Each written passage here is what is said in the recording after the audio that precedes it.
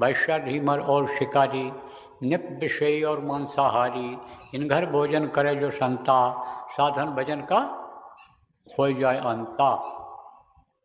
वैश्या जो डेह व्यापार करके पैसा इकट्ठा करती है, उसके यहाँ उसके धन का उपयोग कर लो, खा लो। वैश्या ढीमर, ये जो ढीमर होते हैं, शिकारी होते हैं, जीव हत्या करते हैं। वैश्या ढीमर और शिकारी कोई भी चीज़ का शिकार करने वाले जो होते हैं जिससे हत्या होती है। ढीमर जो होते हैं मछली मारने वाले, ये वो सब ढीमरों में आते हैं। नृप, नृप माने क्या होता है? राजा। राजा का धन भी बहुत अच्छा नहीं होता है। अभी अगर अनाउंस हो जाए कि अनुदान मिल रहा है, सरकार बांट रही है, तो दौड़ पड़ोगे, देखोगे नहीं कि कांटे चुभ जाएंगे कि पत्थर है ठोकर लग जाएगा।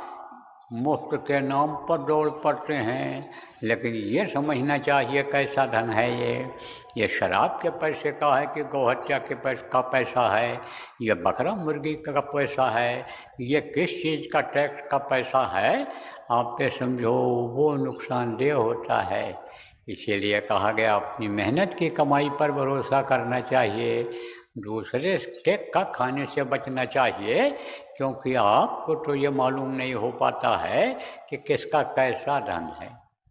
आप तो बस ऑर्डर करते जाते हो, जिम्मेदार लोग, कि ये कर दो, वो कर दो, वो कर दो, ऐसा कर दो, वैसा कर दो।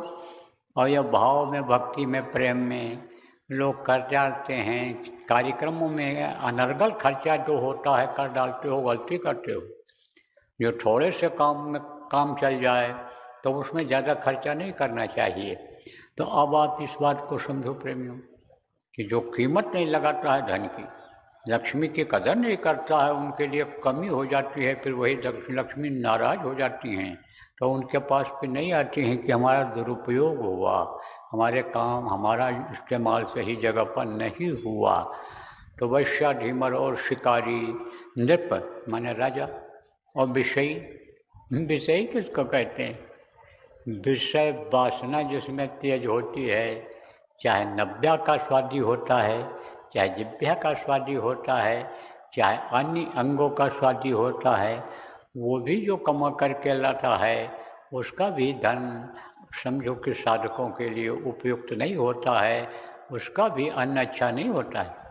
तो वैश्या ढीमर और शिकारी, नृप विषयी और मांसाहारी, इन घर भोजन करे जो संता, और साधन भजन का हो जाए अंता।